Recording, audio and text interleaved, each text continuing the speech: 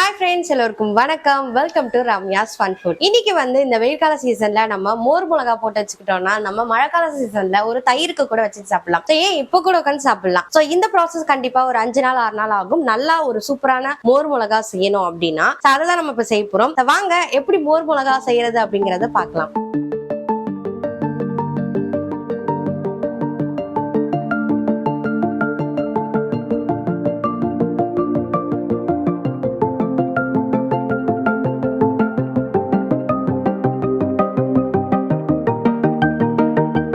இப்போ பச்சை மிளகாவை நல்லா கழுவி துணியால தொடச்சி எடுத்துக்கிறேன்.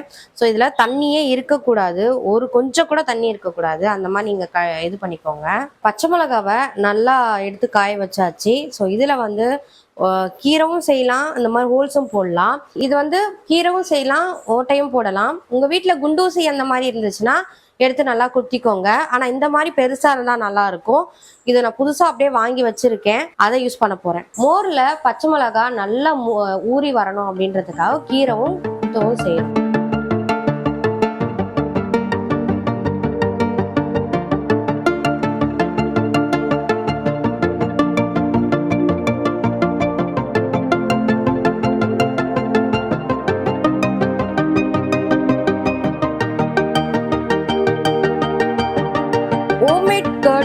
ஒரு 1/2 கப் அளவுக்கு சேர்த்துக்கிறேன்.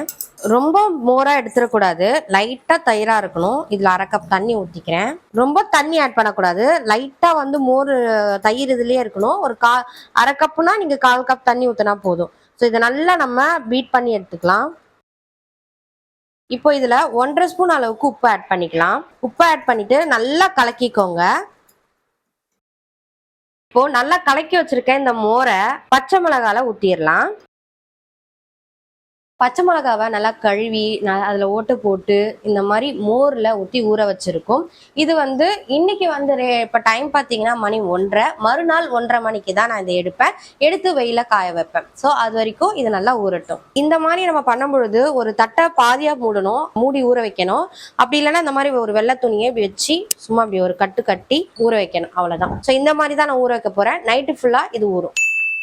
இப்போ மறுநாள் காலை ஆயிடுச்சு. ஸோ அந்த டைம்ல நம்ம ஓப்பன் பண்ணி பார்க்கலாம் எப்படி நம்மளோட பச்சை மிளகாய் இருக்கு அப்படின்னு சொல்லி. ஸோ சூப்பரா நல்லா ஊற வச்சிருக்கோம், பார்த்தீங்கன்னா தெரியும். ஸோ இதை இப்போ என்ன பண்ணணும்னா திருப்பி எடுத்து ஊற வைக்கணும், வெயில்ல காய வைக்கணும். ஸோ இப்போ இந்த மாதிரி நல்லா ஃபில்டர் பண்ணி இப்போ என்ன பண்ணனா இந்த மோர் தீர்ற வரைக்குமே நம்ம காலையில எடுத்து வெயில்ல காய வச்சுட்டு நைட்ல திருப்பியும் போட்டுட்டு ஊற வச்சு திருப்பி காலையில அந்த மாதிரி மோர் தீர்ற வரைக்கும் நம்ம பண்ணணும்.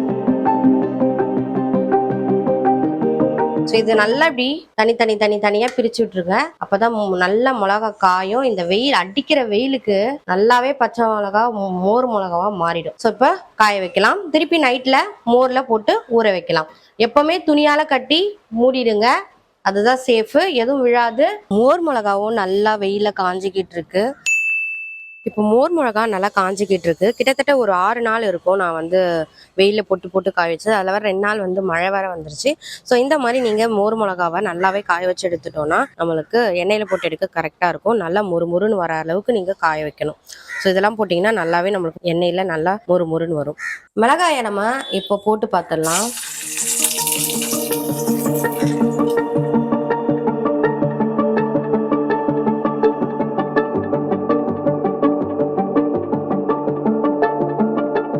ஃப்ரெண்ட்ஸ், நம்மளுடைய மோர் மிளகா இப்போ ரெடி ஆயிடுச்சு. உங்களுக்கு வருத்தம் காட்டியிருக்கேன். ஸோ இது வெயிலுக்கும் மழை காலத்துக்கும் சூப்பராக இருக்கும். ஒரு தயிர் சாதத்துக்கு எது சாப்பிட்டாலும். இதோட சேர்த்து ரொம்ப நாள் கெடாமல் இருக்கிற மாதிரி மாங்காய் ஊறுகாய் செஞ்சிருக்கேன். ஸோ அந்த ரெசிபி பார்க்கலாம், இதை கிளிக் பண்ணிக்கோங்க. கீழே இருக்க என்னோட ஐக்கானை ப்ரெஸ் பண்ணி சப்ஸ்கிரைப் பண்ணிக்கோங்க. டாடா, பாய்.